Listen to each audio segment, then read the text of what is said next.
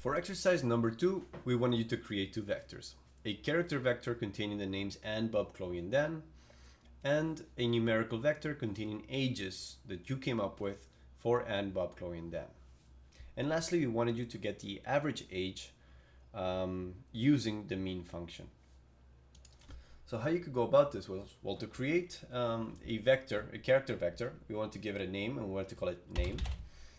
Then we can use the variable assignment operator, which is the arrow sign, and then use the combine function to create a character vector. So in order to tell R that it's characters, we can use the quotation marks, and then we can just simply type it out. And then we separate the elements of the vector using a comma. Chloe and Dan. For the age vector, you could similarly use the variable assigner operator, so the arrow, or you could have used the equal signs. It really doesn't make that much of a difference. Once again, use the function combine, but in this case, you can just type out the numbers. Now you could at this point already test whether this was working properly. You could go ahead and run the chunk by pressing the green play button.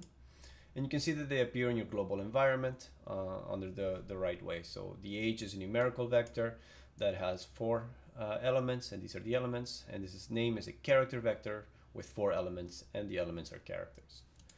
But then if you wanted to get the average age, we wanted you to use a particular function that you could find in your cheat sheet, which was the mean function.